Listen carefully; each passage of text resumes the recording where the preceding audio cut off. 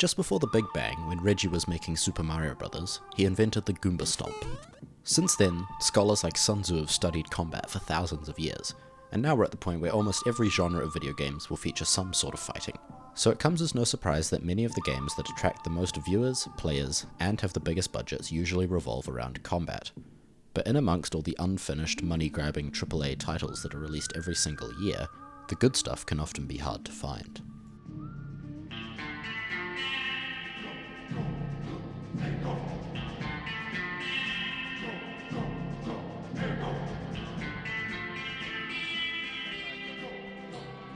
First-person shooter games are often the first thing that comes to mind when people think of video game combat. Because most of these are now multiplayer, they end up being incredibly hard to balance and get right. You gotta make it fun, it's gotta have a high skill ceiling so players stick around long enough to get good, but it's also gotta be easy to pick up so that little Timmy will stay invested long enough to whip out his mum's credit card for those sweet, sweet loot crates. They're not gambling, guys, I promise they're not gambling. In my opinion, Counter-Strike has always been the pinnacle of this balancing act, as evidenced by its popularity after essentially 20 years of the same thing. Then you get games that come in to try get a slice of the pie, like Valorant, which want to bring new and innovative ideas to the party at the risk of ending up like a chaotic mess. You've got really large hitboxes, almost identical gameplay with a little bit of Overwatch thrown in, and only 4 maps that are all variations of the same generic design. Seriously, Riot? 4 maps? 8-year-old CSGO has had the same amount of maps in the last 8 months as your AAA FPS game launched with. Let that sink in for a minute. So why? Why did devs jump through all these hoops to try and make an innovative, competitive multiplayer FPS game? Well, the simple answer is esports. They look at games like CS and League and Overwatch, if anyone watches that anymore, with their $1 million prize pools, huge viewership and mainstream sponsors. Yummy! But not everything needs to be an esport. Look at Fortnite, it doesn't take 3 business degrees to figure out that a battle royale game, mainly enjoyed by kids on the family PS4, is probably going to have some teething problems. And you might end up ruining the fun of an inherently casual genre if you chase competition too far.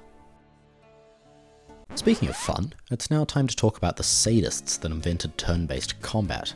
Look at games like Pokemon. You're running around on this huge adventure, exploring new towns, and then bam, you gotta go to this other screen, pick a move, the other guy moves first because you forgot to equip the right berry, you lose, and then you do it all over again. I used to think Pokemon was so much fun when I was 7, but going back to it now, I realize each fight was just such a long and arduous task.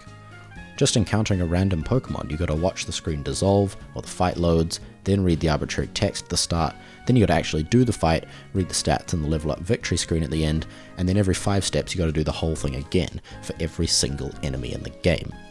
Compare that to this. Whoopsh! I'm not saying turn-based combat can't be fun, there's often a good amount of depth and strategy involved, but there's no excuse for not valuing the player's time anymore, especially with modern hardware. Now, multiplayer games generally scale pretty well using skill ranking systems, and I mean usually, but that's a topic for another day. But when you get to the single player stuff, that's where the balance gets difficult. Take for example The Witcher 3.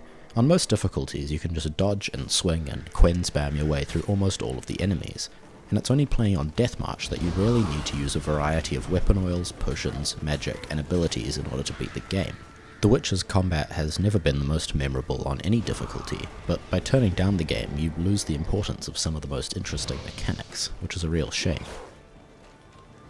Then, on the other end of the spectrum you've got games like Sekiro, which have a fixed difficulty level and force the player to learn the intricacies of parrying and timing in order to have any fun at all. You have to be resigned to the fact that you'll suck at the start, but once you understand what you're doing, god damn is it satisfying.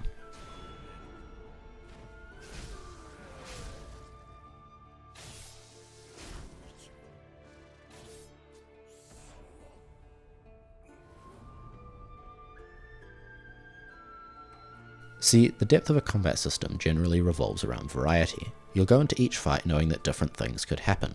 This boss will have a completely different moveset to the last, or no retake on A side will ever be exactly the same. And whether or not you come out victorious depends entirely on your skill or strategy, not some random bullshit that takes your ability to win out of your hands. And that brings me to the conclusion that the only good combat system is Among Us.